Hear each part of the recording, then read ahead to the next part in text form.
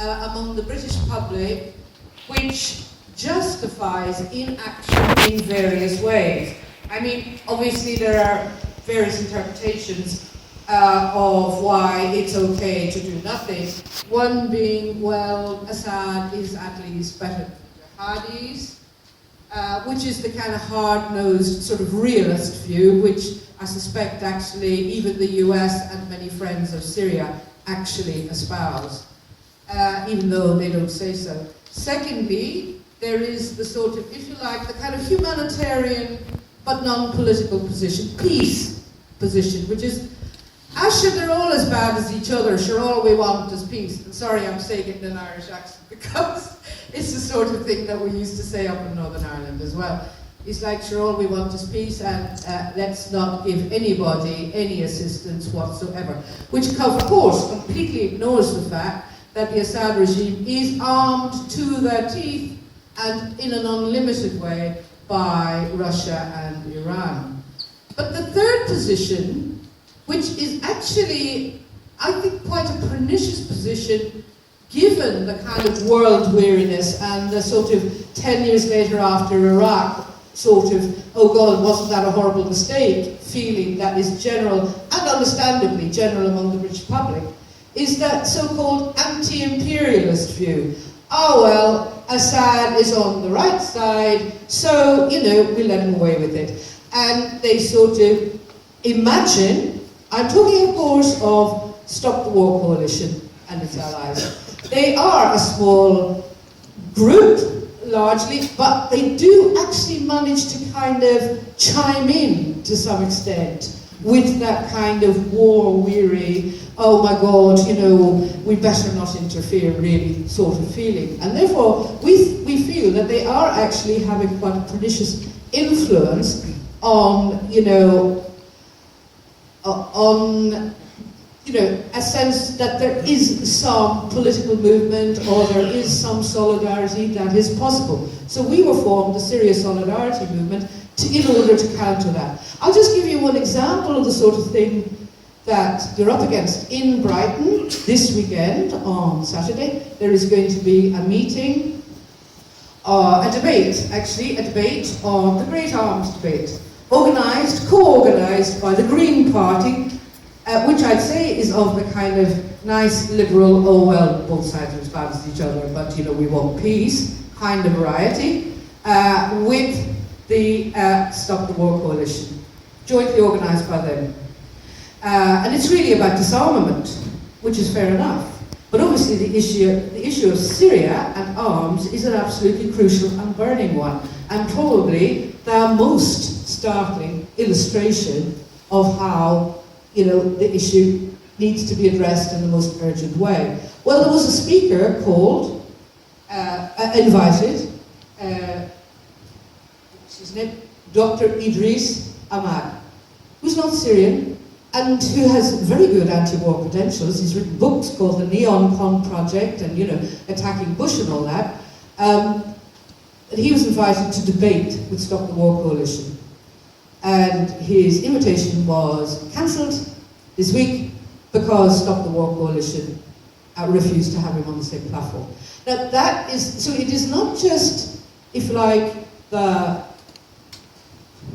war weariness, the kind of apathy that has been mentioned a number of times, but it's actually the active silencing of Syrian and pro-Syrian voices that the Syria Solidarity Movement has been formed in order to try to get into the trade union movement, try to get into places where we are already active, i.e. us Brits and Irish and a collection like that, working alongside, of course, Syrians themselves, who are pushing us probably further than we want to go on some issues, like on the issue of the no-fly zone, which I completely support, but like Toby, I wonder how best we're going to get there.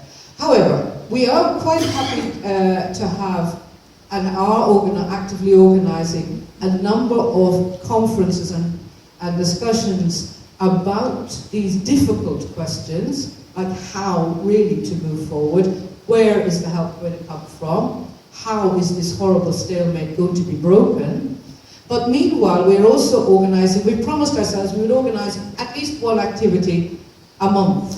So we're not just sitting and talking. So the next 2 events over the next month, which we have organised, is on May the 31st, there is it's actually part of an international protest, it's not just a UK-based protest, in Trafalgar Square from 2 to 4, called Syrian Elections Where the Truth Goes to Die. Because really, it is one issue that I'm sure, if well enough publicised, people can easily understand. Listen, Assad, a war criminal by any standards, he has been described as such by reputable lawyers like himself here sitting beside me and many others, to be standing for election and not even being asked, look around the country, look what's left of Syria, look at Aleppo, look at Homs, look at what, let alone the people who have been killed.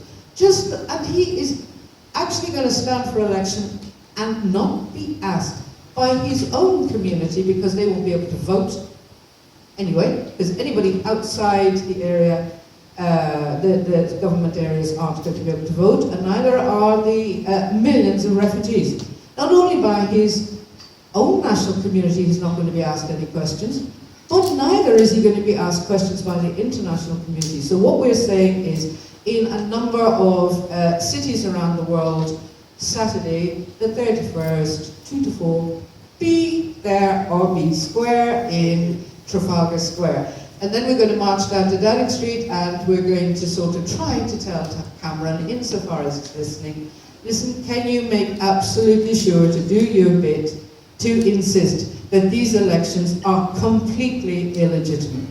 So that's action number 1. Do you want to hear the next one? If you make it short, please. Yeah. The next one is a protest outside, or a picket, if you like, outside the Home Office on June the 16th, which is during Refugee Week.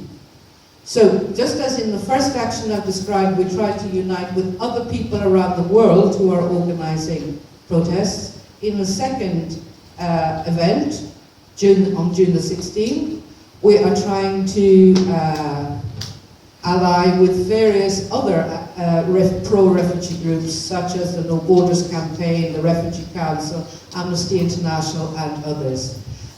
So it won't just be a picket outside the Home Office, it will also be in various places around the country. So just dates for your diary, folks.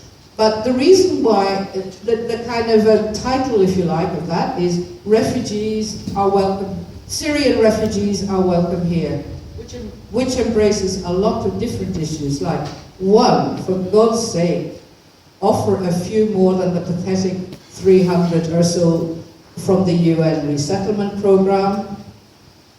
You're a disgrace. Think of Lebanon, with 25% of its population is now Syrian.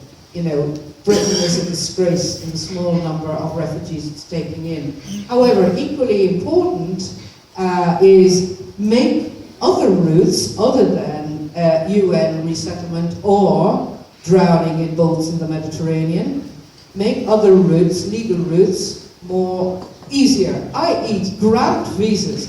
Somebody was telling me in the audience, actually, a refugee lawyer, that in 2011 to 2012, the number of visas granted to Syrians went down from 48% success rate to something like 20.